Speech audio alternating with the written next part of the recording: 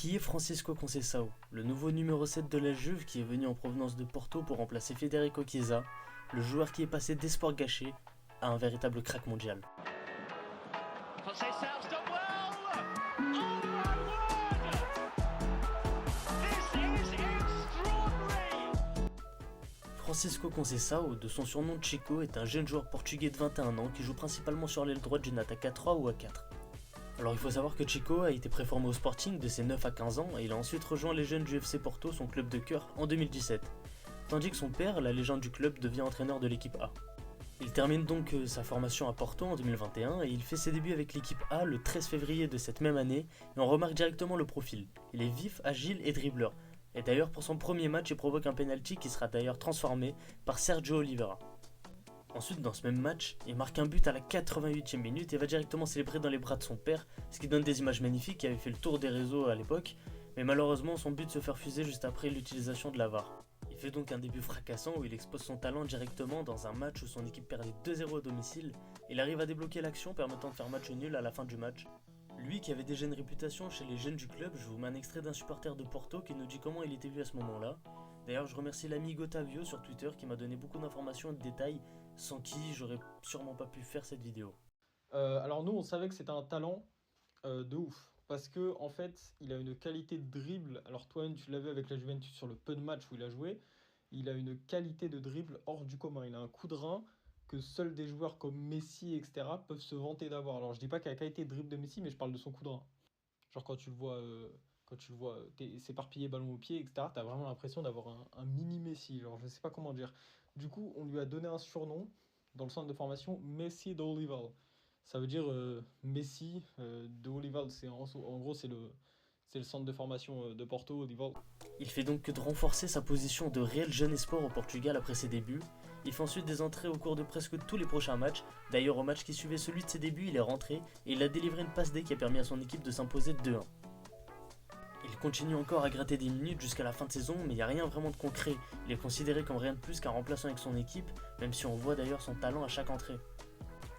Début de saison 2021-2022, il continue de rentrer en cours de match, presque à tous les matchs, et devient vraiment un des 22 joueurs de l'effectif. Il est plus considéré comme un jeune de la réserve, et il vient marquer l'histoire récente du club le 8 janvier 2022, où Porto se bat corps et âme contre un Sporting exceptionnel pour la course au titre.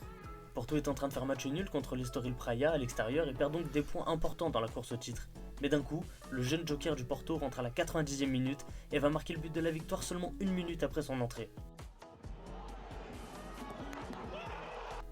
Il est donc considéré comme un vrai diamant en sortie de banc, mais il ne peut pas s'imposer avec la concurrence qu'il y avait à ce moment-là.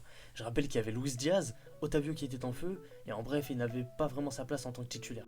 À la fin de la saison, il devient champion du Portugal avec son club de cœur, ce qui était son rêve, il l'a dit plusieurs fois, mais il quitte le FC Porto à la fin de cette même saison parce que Chico veut sortir des pattes de son père, Sergio Conceição, qui ne fait pas réellement confiance aux jeunes et il sent qu'il n'aura pas vraiment sa place à Porto. Il rejoint donc l'Ajax qui fait lever sa clause à 5 millions d'euros. C'est donc une nouvelle aventure qui commence pour lui aux Pays-Bas, lui qui a attendu comme un réel crack du côté de l'Ajax, il floppe là-bas. Quelques matchs avec l'équipe A, mais finalement il va beaucoup jouer avec l'équipe B. Il ne trouve pas sa place à l'Ajax et il commence à regretter son choix d'être parti de son club de cœur. Il est donc bien parti pour rester à l'Ajax en fin de saison 2023-2024, mais le dernier jour du mercato estival, d'après les rumeurs, il appelle son père et dit qu'il veut absolument retourner à Porto. Son père lui redonne sa confiance et le rapatrie pour un prêt avec option d'achat de 10 millions d'euros malgré son énorme flop à l'Ajax. Et là, les supporters n'en veulent pas, ils sont déçus de son retour, c'est-à-dire qu'il est pistonné par son père et il est pris clairement pour un mauvais joueur qui a flop et une vraie mauvaise affaire pour l'FC Porto qui, je le rappelle, l'avait vendu 5 millions l'année dernière pour le racheter l'année d'après à 10 millions d'euros après une année de flop. Et là, c'est pas du tout le même joueur que l'année dernière, il revient mais métamorphosé. Il joue en tant que super sub, fait des super entrées, mais il a toujours pas une place de titulaire jusqu'en décembre malgré qu'il soit considéré comme le meilleur joueur du club à ce moment-là. Il trouve donc sa place en décembre 2023 après une blessure de Taremi. Je vais vous laisser écouter Gotavio qui va nous expliquer son ressenti à ce moment-là de la saison. Novembre, décembre, il joue pas beaucoup, mais à chaque fois qu'il rentre, il plante ou il fait une passe D. Mais quand je te dis il plante ou il fait une passe D, et dans le jeu, il est incroyable, il dribble comme n'importe quoi, etc. En fait, on l'avait jamais vu comme ça. Genre, à l'Ajax, je sais pas ce qui s'est passé, il s'est musclé physiquement, il a musclé son jeu, il est devenu bien plus complet, il est devenu terrifiant, mais vraiment. Du coup, après, qu'est-ce qui se passe? Le coach veut toujours pas le faire jouer, comme je te dis, son père, il fait vraiment pas confiance aux jeunes, donc genre c'est vraiment le meilleur joueur du club et il le fait pas jouer. Quand je te dis il le fait pas jouer, il le rentre à la 70e à chaque match. Bref, c'est catastrophique. Et qu'est-ce qui se passe en décembre? Il y a Taremi qui se blesse. Et du coup, on joue avec une pointa de Evan Nilsson, Taremi. Donc du coup, qu'est-ce qui se passe? Comme Taremi se blesse, il fait quoi? Il fait un 4-2-3-1 en mettant Francisco sur l'aile droite. Du coup, c'est là que Francisco prend sa place et il pourra plus le sortir parce que c'est le meilleur joueur du club tout simplement. Il fait des performances ahurissantes, il porte l'équipe en championnat, des fois il n'y a que lui sur le terrain. Il est donc devenu titulaire indiscutable et il commence à se démarquer, à se faire repérer, notamment avec ses matchs en Ligue des Champions, et celui contre Benfica où Porto va gagner 4-0. Après sa saison exceptionnelle, il est pressenti comme partant pour un autre club après l'Euro, mais finalement il dit qu'il va rester à Porto, puis s'ensuit une série d'événements que Otavio va vous expliquer. Et au final, il part pas. Ok, au final, il part pas. Et qu'est-ce qui se passe? Il y a après, alors début de pré-saison, il dit moi je suis investi dans le FC Porto, je veux rester et je vais rester. Et qu'est-ce qui se passe? Du coup, il va à la Juve et il force son départ. Pourquoi il force son départ? Parce que, en gros, c'est compliqué à expliquer, mais il y a eu un changement de direction. Et en gros, l'ancien président, il était ami de longue date avec Serge Conceição. Et comme Serge Conceição a été démis de ses fonctions par son adjoint, et du coup, Serge Conceição, il a pris ça comme une trahison. Et Francis Conceição, il veut pas être entraîné par le mec qui a trahi son père.